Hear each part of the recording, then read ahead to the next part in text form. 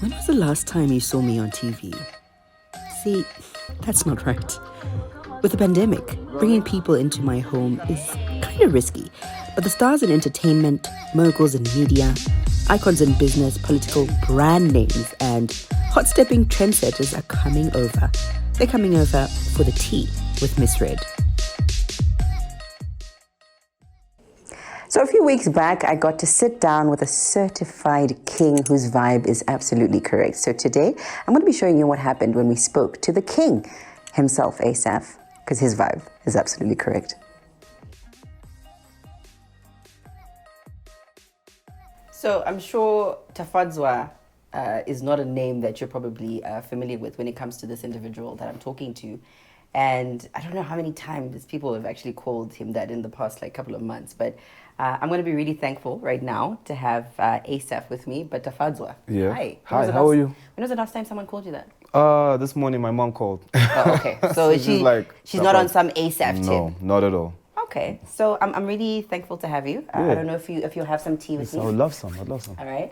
So I want to talk a lot about you, about everything going on around you. And, you're such an amazing voice for young people in Zimbabwe right now. I appreciate it. And I just want to tap into that really quickly. So, your tea.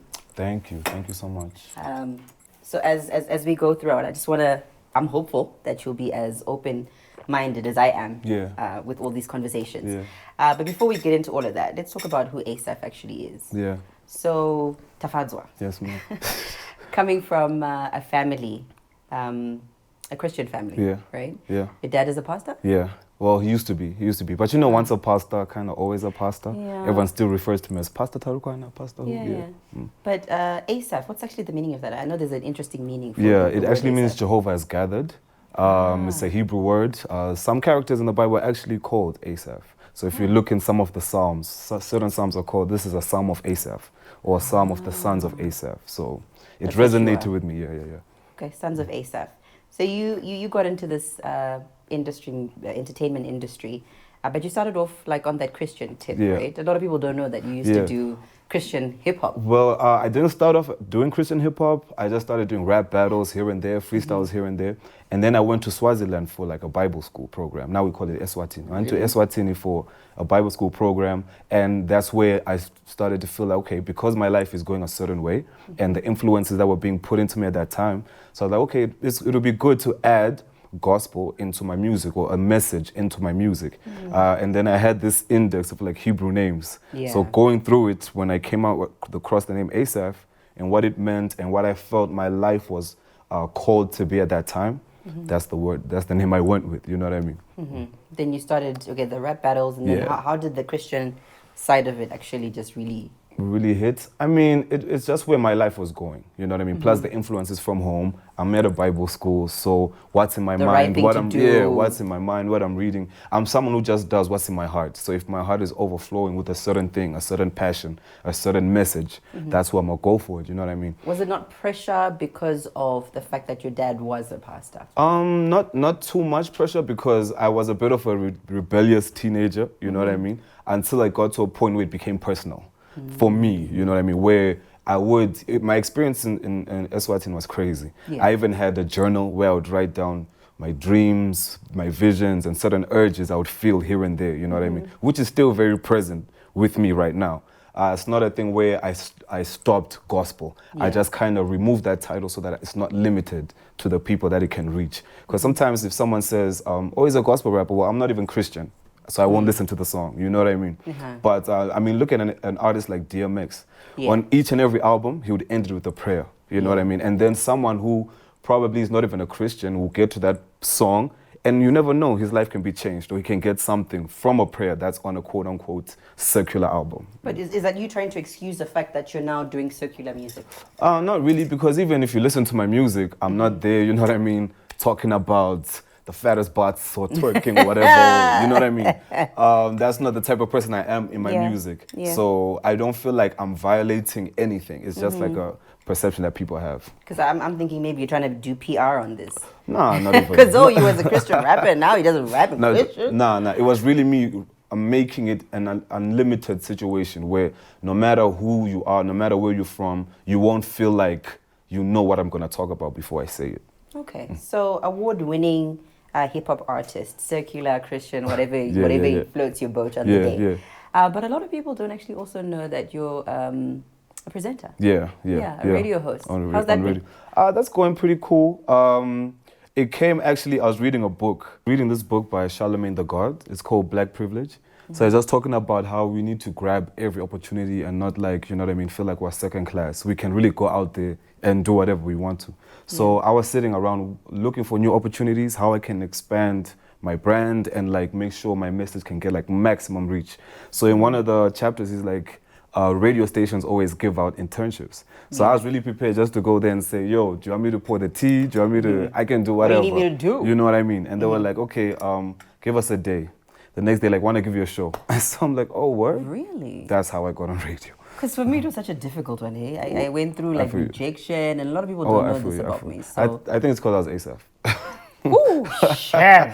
Okay, because you were Asaph. So let's talk about 2020. You've got a call, and you're being told that you had been selected to represent Zimbabwe for the People's Choice. MTV, Mamas. How did that feel? That felt crazy because even my parents were pretty excited about that. You know, they even had like a whole reveal type thing. So they asked me, they said, go, we need you to go get something from the store.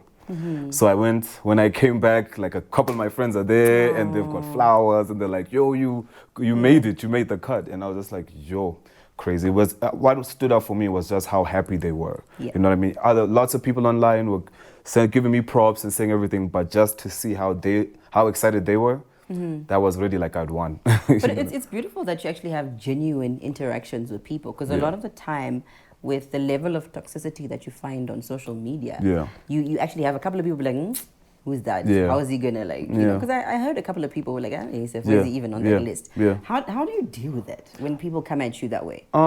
It's for me, one thing I always realize is not everyone who know who I am. You know what I mean? There are some rappers who are top of the world, but still there'll be someone somewhere who has never heard of them, or at least does not know of them. The second thing, especially coming up in Ulawi, you know that just because someone knows you doesn't mean they'll come up and say, I know who you are, you're doing so well, you know what I mean? So it's just focusing on me and what I'm doing. If someone doesn't know who I am, I'll tell them, or they'll find out eventually. At least they have that question to say, who is he? Which means I'm going in the right direction.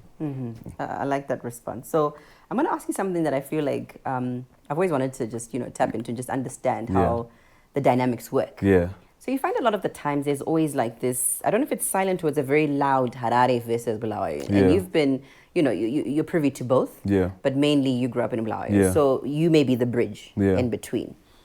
How do you see that war? Is like, how does it affect you and your music, the fact that you're in between there? Do you have challenges in between because of that? You do have challenges here and there where you can be the bridge or you can be sidelined on both sides. You know what I mean? When you're in Bulawayo, it's like, well, you're not really from here. When you're up in Harare, well, you're not really from here. You know what I mean? So for me, it's just about creating my identity for who I am and not based on, you know what I mean, like where I'm from or what language I speak or where I was born. You know what I mean? So I guess it was a challenge, but consistency and just really sticking to who you are, the values that your parents put into you, the values that growing up, because you get so many lessons and you feel like, I like this, I like that, and this is take it all up and this is me building this identity of who I am. You know what I mean? So I love that you say that, but for me it's always like, who made this whole war? Why? Where did it come from? How? It's just sides. It's just sides and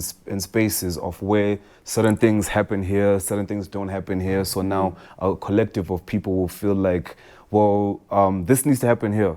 Or another collection feels like, well, you guys are always crying. You know what I mean? So at the end of the day, conversations can solve the issue, but no one is really having the conversations because these are even things that happened before I was born. You know what I mean? Who starts to have those conversations? Because you're talking about the fact that, it was way before you were born. I'm looking for solutions and I'm looking for ways to maybe start that conversation. I mean, it comes with us. Whoever has a voice, whoever has an ability to spark up that conversation. I may not have started it, I may not have the solution, but if I'm speaking about it, I might like inspire someone else with a better mind than mine to somehow formulate something. You know what I mean? That was the whole purpose of the song. There's a song I did called Like So. You know what I mean? To say we're all connected like so. That was the whole point of that song. To say this song might not be the solution to the whole issue. However, if for a good, the song is 3 minutes. If for a good 3 minutes, if I can have Shona people, Ndebele people, Kalanga people, Tswanas all singing that we are connected like so in a crowd. Because when in a show, no one has got a sign on their forehead written, I'm from where, I'm from, you know, everyone is one. So that's what I can do. If I can create 3 minutes where everyone is just in the same spirit, that's what's up. Because I always find, you know, because my colonialism conversations can go forever. Because I'm always thinking maybe it was instilled in us to be divided by virtue of maybe location or, you know, it also goes down to racism and so many other things. But let's go to online. Right. You say the wrong thing. Right? Like we're having this conversation and someone like, why did they say it like that? And why did they not say it this way? And you can find people saying we need to cancel this person for saying things in this way. And this is now where we are as a generation. And you're a young guy. You've been exposed to many, you know, different facets of life, and you understand things from a, you know, from a younger person's point of view. How do we deal with cancel culture? With cancel culture, there's someone who said this, and I'm trying to remember who did. He was like, the problem with it is when we cancel someone, we see an issue where probably someone has expressed that they don't have a vast amount of knowledge on a certain topic, right? Instead of canceling them and saying, okay, well, we're just going to shut you out, and not talk to you, you know what I mean? We should rehabilitate someone, you know what I mean? To say, no, actually, this is how we do things. This is how, what is quote unquote acceptable, you know what I mean? Or this is the way we can respect each other better. Instead of trying to shut someone out, canceling them, taking food out of their mouths for something that they just need education. You know what I mean? A lot of the times that's exactly what it is. It just needs education, because people are raised different, we're from different walks of life, had different experiences. There are some people who think women shouldn't wear trousers, you know what I mean? And what are we gonna do? Are we gonna say, okay, well, now no one is gonna talk to you, no one must interact with you, but how then will he get better? Or how will that person get the knowledge they need to be accepted in society and live with everyone else in a happy way? Yeah, because it's a tough one, especially nowadays. Yeah. Everything is just so sensitive. Yeah. And you have to tread very carefully. Yeah. You know, so for you, I don't know if you are treading carefully with your love interest. With my love interest? Your love interest. One of the more recent ones was, she was a music manager. Yeah. Right? Yeah. And, you know, I loved seeing you guys, and, you know, it was very, from my perspective, I was like, that's so sweet. Yeah. But, you know, I always wonder, and I often wonder for people who put their relationships out there, especially people who are in public, like you are. How do you deal? The crazy thing for me, like, I'm expressive. I'm not someone who's very calculating to say, oh, it must look like this or it must look like that. Whatever's in my heart. So if I'm in love with someone, or if, you know what I mean, I'm going to tell the world. You know, sometimes some people say, no, keep it private until, you know, and there could be some wisdom in that. But for me, like the type of person I am, you just want to express yourself. And it won't even to show people. It's just, you know what I mean? It's me saying, wow, my girlfriend, this picture is so beautiful.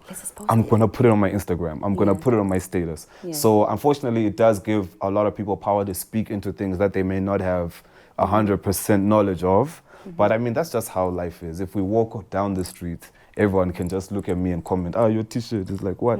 You know what I mean? People always have something to say. And I don't want to have that limit how I live, how I show my love to people or my person, you know what I mean? That's the Asaph perspective. That's my perspective. Okay. Yeah. So, it's always fascinating for me to just watch. My pastor once said to me, people can't attack what they don't know. Yeah. So for me, I'm very protective of my private space, of my children, my partner, everything. I'm just, you know, so it's always refreshing to hear something else. I'm sure maybe it's something that also comes with maturity, or maybe when a certain level where the stakes are higher, you know what I mean? Like if it's like children, or it's a marriage, or it's something where, you know what I mean, it can really tear lives apart. Yeah. I mean, it was my girlfriend. Are you still together? No, we're not. What happened?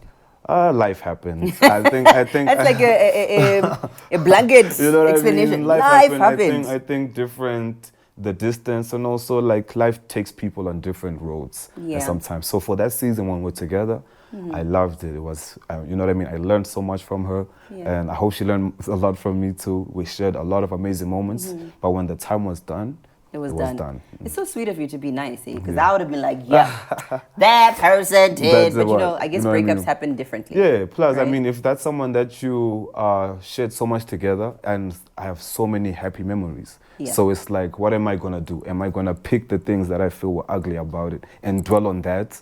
Or even if it didn't end, let me just think about, wow, there was this time we had so much fun when we did that, and we had so much fun, you know what I mean? The look on her face when I gave her that, or when we did this, you know what I mean? So that's what's important for me. Yeah. So is there not pressure as well? I find a lot of the times, there's, these ladies living soft lives, and, you guys are just trying to make, ends meet with what you have. And, women have so many, like, high demands. How are you young guys dealing with all of this? I'm not sure. We should ask someone else. I'm Asaph, so, like... Sometimes, you know what I mean? It's funny, but it's like that. It's either you are rich or, for the first part, famous. You know what I mean? Because if you're famous, they'll be attracted for a certain extent, like for clout or whatever. And then, I mean, unless you're deciding to date someone who is very materialistic, then maybe you can have the pressure. But if it's just like, a girl wants to come and talk to me, they'll see, oh, that's Asaph. So they see the video or they hear an interview, whatever. She's going to be starstruck as if I have $1 million in the bank. You know what I mean? There's even a line where, in one of my songs, where I was like, this sugar daddy's girlfriend is staring at me from the VIP. I'm on the dance floor. But she can't get her eyes off me because she knows that's Asaph. You know what I mean? Yes. Because you're dealing with a lot of things. You're dealing with 𝗪𝗧𝗪𝗥𝗏. There's a lot of things that you guys are And the crazy thing is, sometimes, depending on how smooth you are, we'll be eating the 𝗪𝗧𝗪𝗥𝗏. I'm telling you. Chop it! Tell him I'm your cousin. Oh, wow. You know what I mean? I'm telling him I'm your cousin. It's okay. fine. Uncle. I don't mind. You know what I mean? Oh, Asaph, I love this. So let's just go back really quickly to the music, right? Yeah. So, are you guys making money? Well, it depends on how you look at it. From the music, not as much as we would love to. You know what I mean? You can get something where you're not buying cars with it, you're not buying, you know what I mean? But now it's about what you do around the music with the brand that you've established. Now that a lot of people know about you or hear about you, especially during COVID. For me, what I was now using was my social media. Lots of companies will come and say, oh, can you do influencing for this and for that? You did a lot of campaigns during that time. So that's how you can at least not be outside totally, you know what I mean? Because and it's another thing, funny thing, like people always want to question, like with music. But in the economy we are in, the situation we are in, who is making money?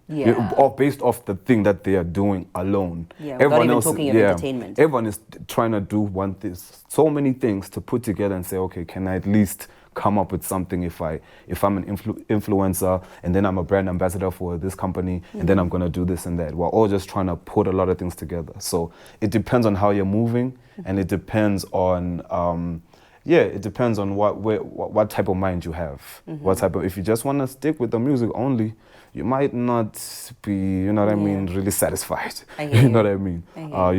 Even in South Africa, there were rappers who were killing themselves, committing suicide, depression and everything because they were not making as much as they thought they should have been. With the economy that is doing well. Look at South Africa, you know what I mean? So it is what it is. It is what it is. Only thing I'm a bit annoyed about is like how, especially as a country, we always just point fingers at entertainment and stuff to say, where they money? I mean, nobody's making money. You know what I mean? It's not about us. It's not just us, man. Everybody. I guess it's because we are in the limelight or, you know, in the front of the cameras and stuff where people now can take their frustrations out on us. But it's okay. You know what, I like that you say that because that's such an honest point to actually make. A lot of the times no one is really talking about that. This is why we're having tea. I love that. So moving forward, what's Asaph up to? Right now, I'm really trying to spend a lot of time in Harare. Because I was about to ask, you've been here for like a long time. I've been here. I'm trying to see wherever you are, right, you're going to hit a ceiling. You know what I mean? I was on radio in 𝗪𝗧𝗪𝗥𝗏. So I felt like, okay, what's next? What else can I do to make sure that I'm not just stuck in this box where, and 𝗪𝗧𝗪𝗥𝗏 is a pretty small city. You know what I mean? Where I feel like there must be more I can do. There must be more places I can see. I've seen it like with my friends who go abroad. And when they come back, their mindset is totally different, you know what I mean? Because they know what it's like to be away, probably in a better economy, better situation, where there's better opportunities. They have a different step about them. So even for me, I felt like, okay, seeing everything that's going on in my city, especially with losing Calvin and everything, I thought, word, I'm really not trying to die here. It's my home. I love it. I'm definitely going to come back. However. Right now I'm in a season of saying, how can I even exist in both places? You know what I mean? Can I be here for a month and go back for a month, or be there when I have a show, come up here, try put some things together, you know what I mean? Because I want to make sure everything I can gain from here. And this is nowhere I'm going to end too, you know what I mean? I'm going to go wherever, go to the States, wherever, go to Mars if I need to, you know what I mean? But whatever I learn and whatever I gain, I want to say how I can take it back to 𝗪𝗧𝗪𝗧 and just spread inspiration or spread something that people can say, okay, we didn't actually see it like this, you know what I mean? Because when you're in a place for so long, your mind can really get limited, you know what I mean? So that's what I'm doing here. I'm expanding my mind, expanding my territory, and seeing what's really good with H-Town. All right. There's a lot that's good with H-Town now that Asaph is now that I'm here, in the city. So before we go, I just want to figure out for Zimbabweans. A lot of Zimbabweans are feeling dejected. And here you are. You sound optimistic. And you sound like even though things may be hard, you're gonna make a plan. You're gonna make $1.15. What do we say to young people? What I can say to young people is like, the situation might not necessarily be yours. Doesn't have to be your situation. You know what I mean? The economy is not your economy. You know what I mean? There are people who can do amazing things right here where they are, just when they shift their mindset. You know what I mean? Sometimes a change in your attitude that will adjust your latitude or altitude. You know what I mean? So stay focused on what you want to do. Stay disciplined and always look for the next step ahead. Don't let where you come from define you, or don't let where you come from limit where you can go. You know what I mean? Because I'm like, oh, I'm from 𝗪𝗧𝗪𝗪. You know what I mean? A majority of the people up here think I'm 𝗪𝗧𝗪𝗪. You know what I mean? They don't know that you're from. So I'll be like, yo, if I go up there and they're telling me, oh, Bacha 𝗪𝗪𝗪. No, I'm not trying to be mixed up in any of those things. I'm really trying to go where I need to and not let nothing limit me. Like if we're still in like some racially segregated times, I'll be like, well, I want to go where the whites are learning. You know what I mean? I want to go where and play rugby. You know what I'm saying? So that's just me. Don't be afraid to break limits. Don't be afraid to take risks, especially while we're still young. You know what I mean? We can really make a lot of mistakes and try again. Make a mistake, try again. But as long as you're focused, disciplined, and just have the right vision about yourself, you know what I mean? You'll be okay. I got a book that I wrote. I want to give you a copy just now, but let's thank you for coming. And thank you for the tea. Thank you for allowing me to wear shades in your house. Right? Oh, yes, Amo. Thank you, thank you, thank you.